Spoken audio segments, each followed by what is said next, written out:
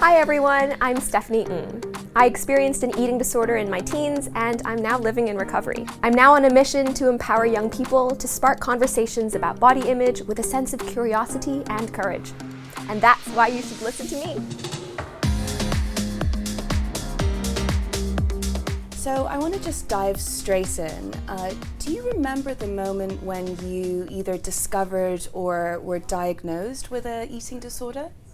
Yeah, so the thing I remember the most is that when I first learned about the diagnosis I had, which is anorexia nervosa, I was sitting in the car with my mom, and she had brought home a checklist from the Hong Kong Eating Disorders Association, and this was around the time that I had already been showing some quite explicit symptoms of an eating disorder, so things like I was self-isolating, I wasn't engaging in activities that I used to love, and obviously there were some really clear signs of restriction in my eating behaviors, as well as really rigid patterns surrounding exercise. So my mom really knew that something was up, and she basically tried to find answers, and I'm always going to be grateful to her for that, because yeah, like at the time, I don't think that there was very much discourse about eating disorders and mental health.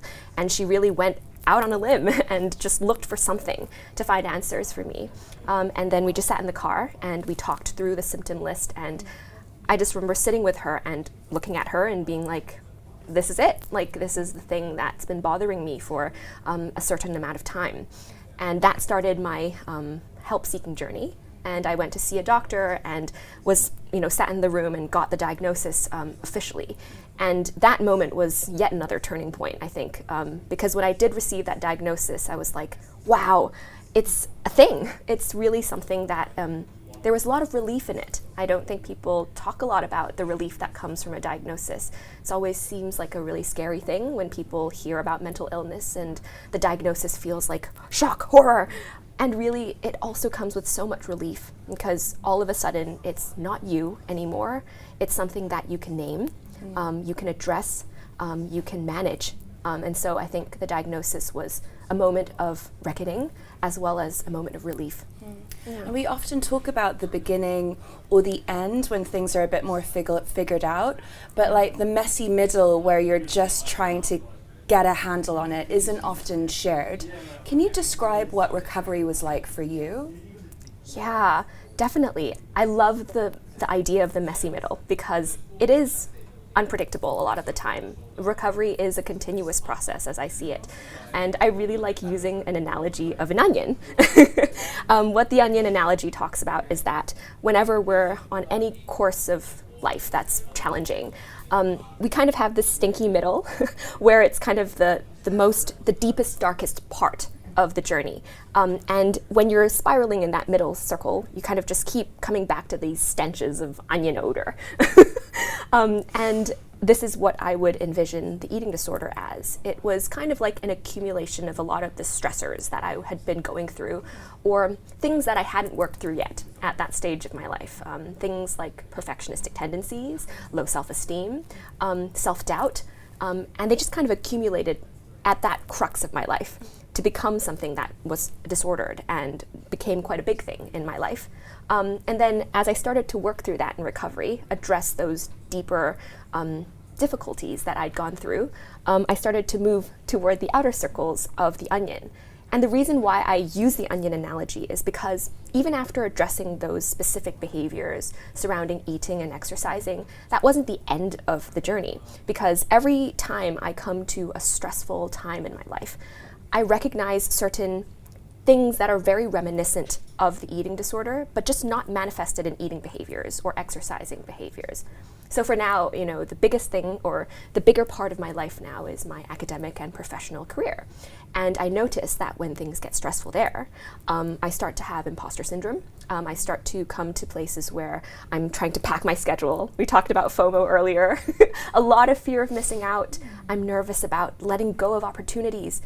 And it comes back to the same traits that I struggled with in the eating disorder, just manifested in different clothing, if you can put it that way. It was that. I love that analogy of an onion, and also that this is a kind of continuous journey all of us are on, aren't we? Absolutely. And So you started Body Banter in 2016. It started as a blog. It's now become a non-profit.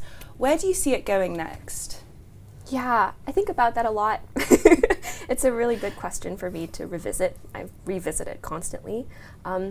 I think at the start of where Body Banter was, it was really a place for self-exploration, to be frank. I was very lonely in eating disorder recovery, and I didn't really know what other people were experiencing, and I wanted to know. So curiosity drove the start of Body Banter, and that's where I started to build community through creating that online blog, through creating in-person communities on my college campuses, and then later on other people started to catch on to the trend and join Body Banter. And I think something that's been really interesting is how our mission has evolved, because at the start I think I had very strong messaging surrounding a certain type of body positivity, and I wanted people to know about what worked for me personally in my eating disorder recovery. And I was like, everyone should be celebrating their bodies, and in recovery from an eating disorder, this is what healing your relationship with food and body should look like. And the more I walk on the path of listening to other people's stories, I just realize it's not that simple. And what I see Body Banter doing in the future is frankly just to start the conversation for people to try and broach the topic in their own way. And this doesn't have to look like mine. For some people, building a better relationship with their bodies might not be celebrating their bodies every day. It might be saying, my body image sucks today. I don't like what my body looks like today, but I'm still going to choose to honor it and be able to eat food and nourish my body and go move my body. And I might not like it today. That's fine. So yeah, that's what I've been learning. And, I grew up in Hong Kong as well, and, conversations around, eating disorders, mental health, they're not very common. There is still stigma here around it. Yeah. But do you think that's starting to change? Definitely. And I'm so encouraged to see it, to be honest. I think COVID, without diminishing the difficulties that a lot of people faced during COVID, I think it really did start a conversation about what mental health and illness look like. And also I think the most encouraging part is that it fostered this sense of collective empathy, because even if people didn't veer to the side of, having a severe mental illness, they would know what isolation feels like. They might have experienced a period of low mood because of the isolation. They might have experienced uncertainty during the pandemic.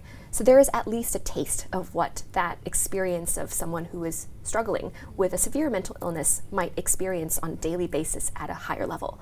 So people understand now, just a little bit, have a taste of it. So I think that was a very positive aspect of the pandemic. Yeah, that sounds like it's given us more empathy, I guess, which I really like, actually. I've not thought about that. So why do you think it's important to tell stories or share stories? Yeah, this is my favorite question. I love it. I think conversations, as I always think about it, it's a process of co-creating with that other person. And with any kind of unfamiliar topic, like mental illness, body image, I kind of think about it like, when you open up a Word document and it's blank and you can't even start the first word and you're like, I don't know what to write. It's the worst kind of writer's block. Yeah, I've been there. I think all of us have. And I think that's what it feels like a lot of the time to start a conversation about an unfamiliar topic.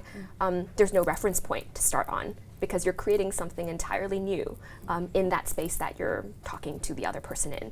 And so I think what happens when you start to have these conversations and share stories, perhaps a little bumpy at the start, awkward silences, tripping over your words, not knowing what to say, those are all part and parcel of that. And I think that's quite an underrated essential thing of having conversations, of accommodating those messy pieces also. So I think to wrap that up in terms of why it's important to have those conversations about mental health and body image and taboo topics is because it kind of greases the grooves of those conversations, gives you a pathway to build off of, so that other people around you will hear it and say, hey, someone's talking about it. So I know what that sounds like now. I know what a conversation about body image and mental health sound like. So I can go into my life and, have that patchy conversation that later grows into a smoother one. Yeah. Well, thank you so much for having this conversation and for being with us on Listen to Her. Thank you, Stephanie.